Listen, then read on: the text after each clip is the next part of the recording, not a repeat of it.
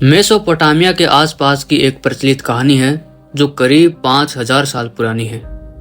इसमें एक राजा का जिक्र है जिसका नाम था गिलगमेश।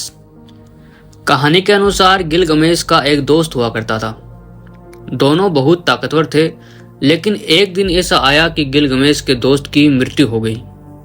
गिलगमेश कई दिनों तक उसके शव के पास बैठा रहा और उसे ध्यान से देखता रहा। एक दिन गिलगमेश ने अपने दोस्त की नाक से एक कीड़े को बाहर निकलते देखा। गिलगमेश यह देखकर जबरदस्त दहशत से भर जाता है और वो सोचता है कि यदि मैं भी मरूंगा तो मेरा भी यही हाल होगा। और उसी वक्त वो ठान लेता है कि वो कभी नहीं मरेगा। वो मृत्यु को हराने का तरीका ढूंढ निकालेगा। इस तरीके की खोज में गिलगमेश दुनिया के अंतिम छोर तक की यात्रा पर निकल पड़ता है। मानव जाति की महत्वपूर्ण समस्याओं में से जिनका समाधान हमारे पास नहीं है, एक ऐसी है जो सबसे ज्यादा खींच पैदा करती है। वह है खुद की मृत्यु। हमेशा से हमें सिखाया जा रहा है कि मौत को टाला नहीं जा सकता। हमें इसको स्वीकार करना चाहिए और इससे बचने के बारे में नहीं सोचना चाहिए। इन सब को और मजबूती देने के लिए हमारे पास कहानियों की भी कमी नहीं है। इन्हीं में से एक कहानी है गिलगमेश की कहानी, जिसमें गिलगमेश अपनी कठिन यात्रा के बाद भी खाली हाथ ही लौट आता है और अपने इरादों में कामयाब नहीं हो पाता है। हमें मोरल ऑफ द स्टोरी में बताया जाता है कि मौत अपराजित है, लेकिन वास्तविकता कुछ और है। हम इस वीडियो के माध्यम से जानने वाले हैं कि हमने किस तरह इन रूढ़िवादी विचारों को नकारा है, हम मौत को हराने के सफर में कहां तक पहुंचे हैं और हमें अमर होने में कितना वक्त और लगने वाला है। मॉडर्न ईरा के पहले तक ज्यादातर मजहब या विचारधाराएं ये ही मानकर चलती थी कि मृत्यु को हराना असंभव है। वे जीवन को निरर्थक मानती थी और मृत्यु के बाद के जीवन पर ध्यान केंद्रित करती थी। यानी उस समय के जो बेस्ट माइंड्स थे वो मौत को अर्थ देने में लगे थे, ना कि इससे छुटकारा पाने में। लेकिन प्रगतिवादी इसको नहीं मानते। वास्तव में मौत सिर्फ तकनीकी विफलताओं का परिणाम है, जैसे हार्ट अटैक, कैंसर और इन्फेक्शन, ना कि देवताओं का आदेश। वैज्ञानिक लगातार इनका तोड़ निकाल रहे हैं। यदि हार्ट बीट इरेगुलर हो जाती है तो इसे पेसमेकर की सहायता से ठीक किया जा सकता है। बैक्टीरिया फैलते हैं तो हमारे पास एंटीबायोटिक मौजूद है।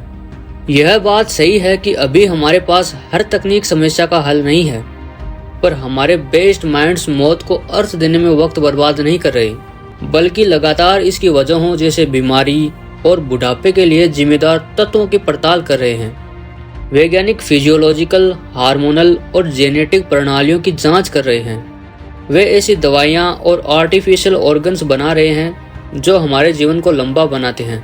1960 में पूरी दुनिया की लाइफ एक्सपेक्टेंसी 50 साल थी, जो बढ़कर 2020 में 72 साल से ऊपर हो गई।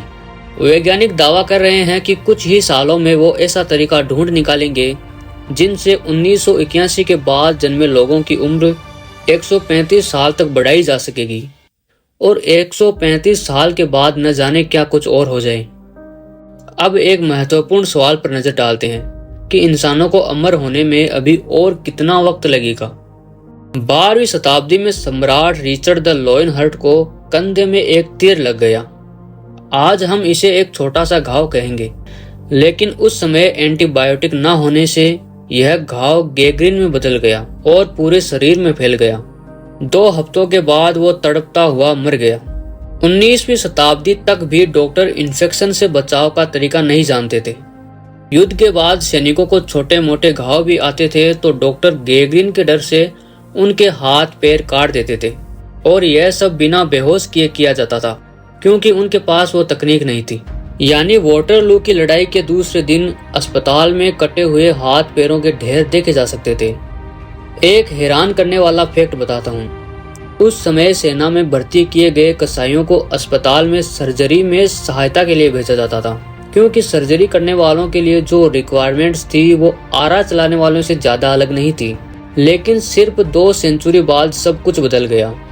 हमारे पास कई ऐसी टैबलेट्स, इंजेक्शंस और सर्जिकल प्रोसीजर्स है जो उन बीमारियों और जख्मों से हमारा बचाव करते हैं जो किसी समय मौत का कारण बन जाते थे। जब हम याद करते हैं कि हम सन 1900 में कितना कम जानते थे, अब कितना कुछ जान गए हैं, तो एक उम्मीद जगती है कि हम बहुत जल्द अमरता की खोज को पूरा कर पाएंगे। कुछ गंभीर अध्येताओं का कहना है कि 2050 तक इंसानों को अमॉर्टल बना दिया जाएगा। अमॉर्टल यानी ऐसे लोग जो किसी दुर्घटना के कारण तो मर सकेंगे, लेकिन इनके अभाव में उनका जीवन अनंत काल तक खिंचता चला जाएगा।